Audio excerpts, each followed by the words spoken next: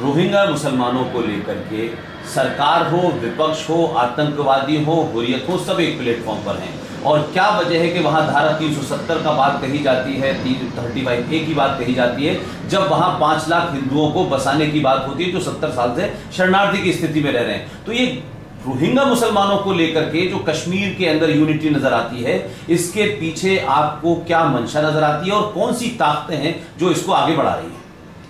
देखिए, ये मामला जो है, ये जितनी जानकारी मेरे को मालूम है, इसमें मैं इस बात में कोई संदेह नहीं है, कि ये एक ग्लोबल जिहाद का नैरेटिव है। इसको ग्लोबल इस्लाम के पर्सपेक्टिव से देखा जा रहा है। और हैरानी की बात है कि इस मुल्क के 2 टुकड़े हुए और फिर पाकिस्तान के भी दो टुकड़े हुए। ईस्ट पाकिस्तान बांग्लादेश बना, लेकिन एक इस्लामिक देश होते हुए भी रोहिंग्यास को यहाँ हिंदुस्तान में आना पड़ रहा है। तो ये अपने आप में बहुत विचित्र सी बात है वहाँ पे। दूसरी बात ये है कि देखिए, इसमें जो तत्वों का ये जो अभी लेटेस्ट जो क्लैश हुआ है म्यांमार में, इसमें ISI, लश्कर तोयबा और आपको हैरानी होगी ISIS का भी इसमें हाथ है।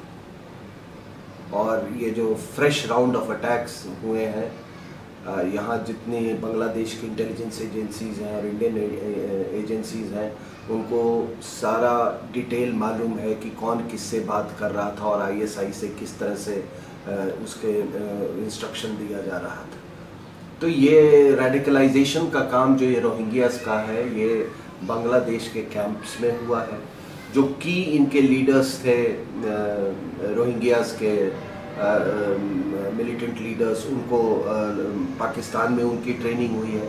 और बाकी इनके कार्डर्स को जो कि इन्होंने रिक्रूटमेंट किया, वो रेफ्यूजी कैंप से कोक्सेस बाज़ार वगैरह एरिया में, वहाँ रिक्रूटमेंट के बाद उनको ट्रेनिंग दी गई है ISI और लश्कर तोयबा द्वारा, ये चिटागोंग हिल ट्रैक्ट्स में।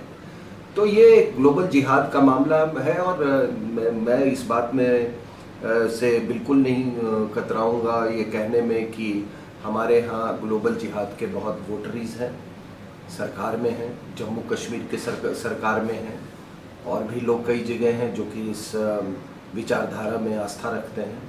तो उन्होंने ये पूरे रेडिकलाइज लोगों को वहाँ जाके बसा दिया है। और इसका परिणाम अच्छा नहीं होगा हमारी सुरक्षा के लिए।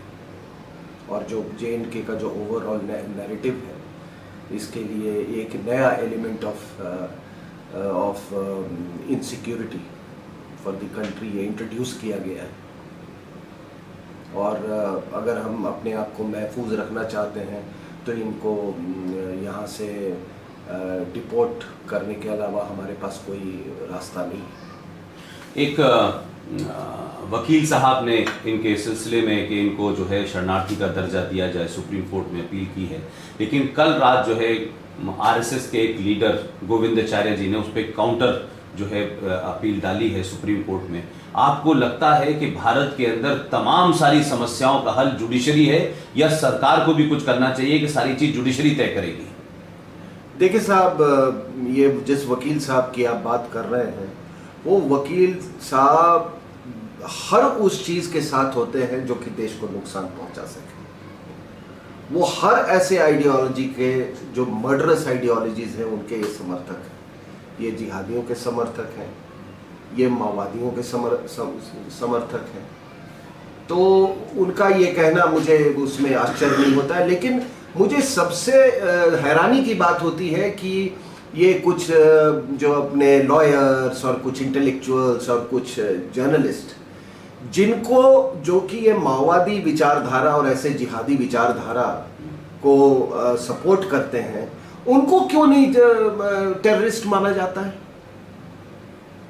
उनको क्यों नहीं टेररिस्ट का दर्जा दिया जाता है? आप बताओ साहब, ये जिहाद या ये माओवाद का क्या है? ये जिहादी स्कूल खोलता है या माओइस्ट जो टेररिस्ट है वो क्या स्कूल खोलता है? वो अस्पताल खोलता है? क्या वो सड़कें बनाता है? क्या वो डेवलपमेंट के लिए रो रहा है? तो आप ये जो ओवरग्राउंड जो ये इनके सपोर्टर्स हैं, जिस वकील साहब का आपने नाम लिया, और भी कई हैं, जर्नलिस्ट भी हैं इसमें शामिल, ये इन लोगों को भी दहशतगर्द के दर्जे में क्यों नहीं खड़ा करके रखना चाहिए? ये जो अंडरग्राउंड जो ये है जिहादी हैं और माओइस्ट हैं, उनसे ज्यादा ये खतरनाक है। लेकिन क्योंकि इनको अंग्रेजी बोलने आती है या लिखने आती है अंग्रेजी, तो ये वो इंटेलेक्चुअल का गार्ड पहने हुए रहते हैं। तो ये मुझे बहुत खुशी की बात है कि उस वकील साहब के खिलाफ, मतलब विचारधारा के खिलाफ भी कोई सुप्रीम कोर्ट में, लेकिन ये सारी चीजें सुप्रीम कोर्ट की बात नहीं है। ये देश के सुरक्षा, देश की अखंडता से इसका सरोकार है। और जो तथ्य मेरे सामने हैं, ये पूरी रोहिंग्या इशू को लेके, ये तथ्य अपने आप में बहुत खतरनाक हैं। ये जो रोहिंग्या के जो मेन फोक है, ये over a period of time ये बहुत रेडिकलाइज्ड हो चुके हैं।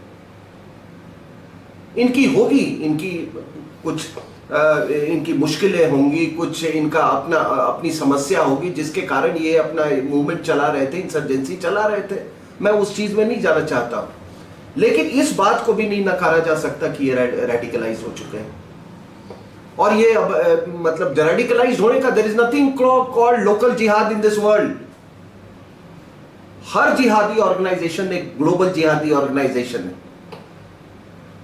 नहीं तो आपने कभी दो जिहादी तंजीमों में कभी आपने देखा है लड़ाई होते हुए? चाहे वो तहरीके तालिबान पाकिस्तान और अफगान तालिबान को लड़ते हुए देखा है कभी? या लश्कर तोयबा या जैश ए मोहम्मद को आपस में आपने लड़ते हुए देखा है?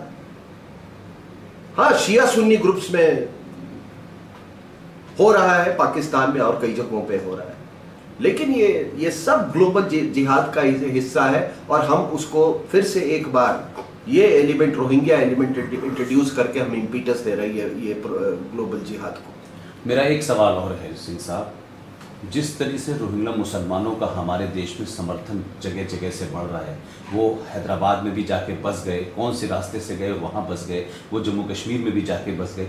मुझे लग रहा है क्या इस देश में हिंदू मुसलमानों को लेकर के फिर एक बार हम 1947 की तरफ तो नहीं बढ़ रहे? हर छोटे बड़े मसले को हिंदुस्तान और मुसलमान और हिंदू के बीच में बांटा जा रहा है। तो चीज़ें उधर बढ़ रही हैं, या एक वर्ग ने तय कर लिया है कि अब किसी भी कीमत पे हम कोई बात मानने को तैयार नहीं है? हर छोटी छोटी बीच को बात को कम्युनल रंग दिया जा रहा है, रोहिंग्या मुसलमानों की बात को भी हिंदू मुस्लिम में टर्न किया जा रहा है। देखिए साहब, एक मेरा अपना ये मानना है कि जो एक नैरेटिव चली, आप वाकिफ हैं, आप खुद अलीगढ़ मुस्लिम यूनिवर्सिटी के हैं, एक नैरेटिव चला, एक आइडियोलॉजी ने जन्म लिया और उस आइडियोलॉजी के तहत पाकिस्तान बना। हमने पाकिस्तान बनने दिया, लेकिन जो हमारा हिंदुस्तान का जो नेशन बिल्डिंग है, उसके कोर प्रिंसिपल्स क्या है, उसके कोर प्रिंसिपल्स क्या होने चाहिए, वो आपको तय करना होगा। और इसीलिए मैं बार बार मैं इसको कहता हूं कि अगर आपने हिंदुस्तान की यूनिटी, इंटेग्रिटी और इसका आप चाहते हैं कि ये अपने जो मुकाम डिजर्व करता है उस मुकाम तक पहुंचे, तो आपको एक इंडियन ब्रांड ऑफ इस्लाम आपको बनाना होगा। और वो ब्रांड था पिछले 2-3 दशक में। वो ब्रांड को धीरे धीरे डिस्ट्रॉय किया जा रहा है, और उसके डिस्ट्रक्शन से सबसे ज्यादा नुकसान हिंदुस्तान के मुसलमानों का है। क्योंकि आज आप जितनी ये तबाही देख रहे हैं, कोई सुसाइड बॉम्बर बन रहा है, कोई चाकू लेके वो जिंगजियांग प्रोविंस में रेलवे स्टेशन के बाहर सबको मार रहा है, कोई गाड़ी से लोगों को कुचल रहा है। पूरे रमज़ान में आपने देखा किस तरीके से इस बार जगह जगह पर बम फोड़े गए। मुसलमान को मार रहा है, वो इसलिए क्योंकि एथनिसिटी और इस्लाम में एक स्ट्रगल चल रहा है, और एक सेंस ऑफ एक आइडेंटिटी क्राइसिस। ये जितने हमारे मुसलमान भाई लोग हैं वो ग्रिप कर रहा है उनको। तो ये सेंस ऑफ आइडेंटिटी क्राइसिस अगर हिंदुस्तान में भी जिस तरह से बढ़ रहा है, अगर ये होगा और ये ग्लोबल जिहाद का नैरेटिव हो, तो ये आप ये समझ लो कि न इस देश में कभी शांति नहीं हो सकती है। तो ये मैं बड़ी बुनियादी चीज़ें आपको बता रहा हूँ। अक्सर लोग जो सल्यूशन देते हैं या किसी मसले का हल देते हैं, वो टेम्पररी आप उसको कुछ ये कर दो, लॉ एंड ऑर्डर। ये लॉ एंड ऑर्डर से बहुत बड़ी चीज़ है ये। जब तक साइकोलॉजिकल यूनिटी नहीं होगा, फिजिकल यूनिटी हो ही नहीं सकता है, और उसके लिए अपने नैरेटिव बनाने होंगे। तो मैं अगर कहता हूं कि इंडियन ब्रांड ऑफ इस्लाम होना चाहिए, जो कि इस मिट्टी से जुड़ी हुई हो, क्योंकि 80% यहाँ पे मुसलमान जो है वो हिंदू थे पहले,